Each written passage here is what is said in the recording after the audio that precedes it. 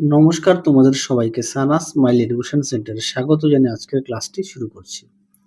আজকে তোমাদের সঙ্গে আলোচনা করব তোমরা যারা দশম শ্রেণীর দ্বিতীয় পর্যায়ক্রমিক মূল্যায়ন পরীক্ষা দেবে তোমাদের জন্য রায় ও মার্টিন প্রশ্নবিচিত্র থেকে আজকে সমাধান করব ইতিহাস বিষয় মডেল নম্বর 11 অর্থাৎ 11 নম্বর স্কুলের সমস্ত প্রশ্নের উত্তরের সমাধান করে দেখাবো। চলো দেরি না করে মূল বিষয়ে যাওয়া যাক।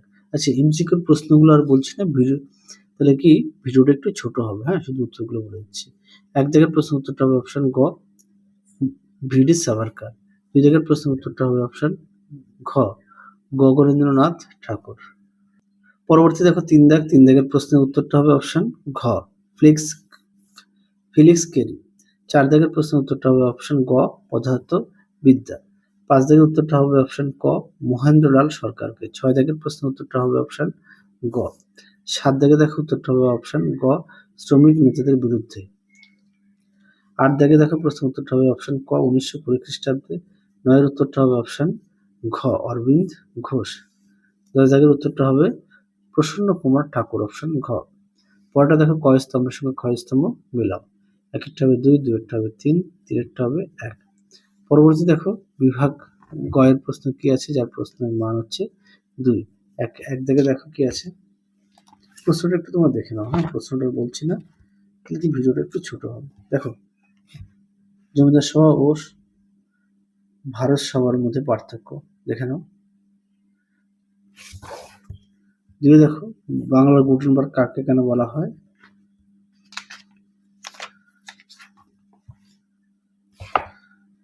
দেখো প্রশ্ন উত্তর এই পর্যন্ত।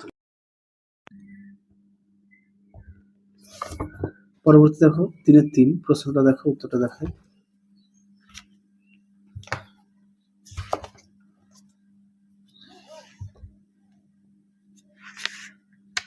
দেখো প্রশ্ন উত্তর, তোমরা এখান থেকে লিখবে। পরবর্তী দেখো 3-4 দাগের প্রশ্ন।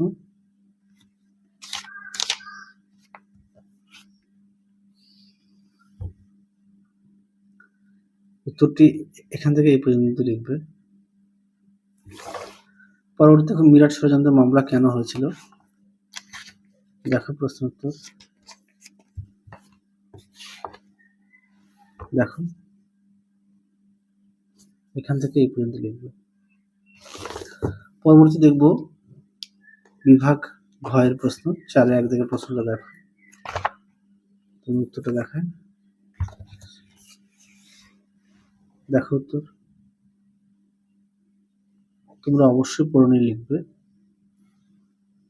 দেখে নাও উত্তরের বাকি অংশটুকু। ঠিক এই পর্যন্ত উত্তরটা লিখবে। পরবর্তী প্রশ্ন দেখো কি আছে, 4 2 দাগ প্রশ্নটা দেখো।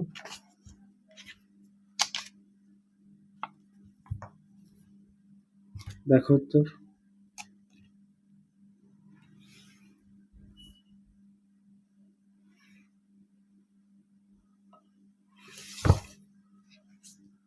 এই পর্যন্ত লিখবে। পরবর্তী দেখো 4 3 প্রশ্নটা দেখো, তোর উত্তরটা দেখাই।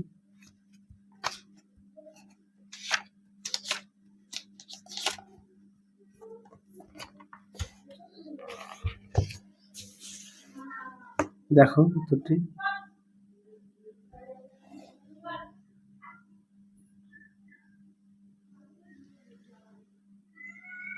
দেখো প্রশ্ন উত্তর,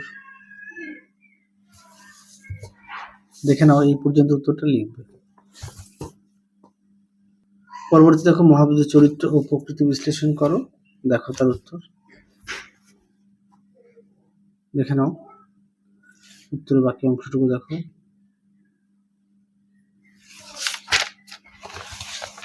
দেখে নাও, তোমরা অবশ্যই পড়ে নিয়ে লিখবে।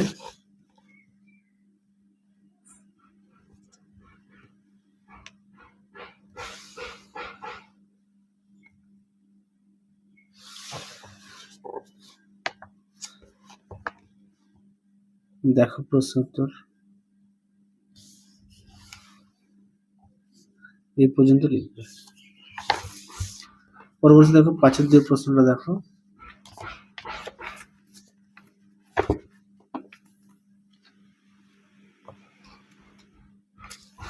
দেখো উত্তর।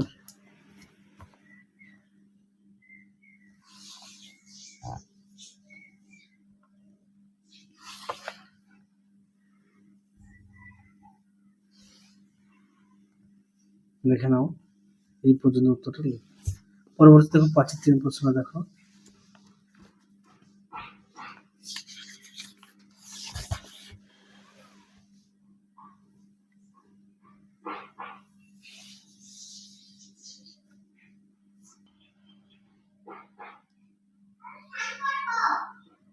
দেখো উত্তর।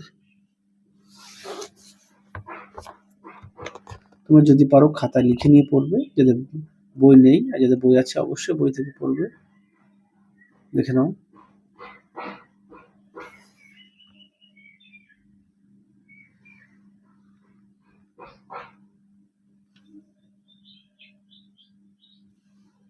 এই পর্যন্ত লিখবে। তাহলে চলো আজকের মতো এখানেই সমাপ্ত করছি, আবার দেখা হবে পরবর্তী ভিডিওতে।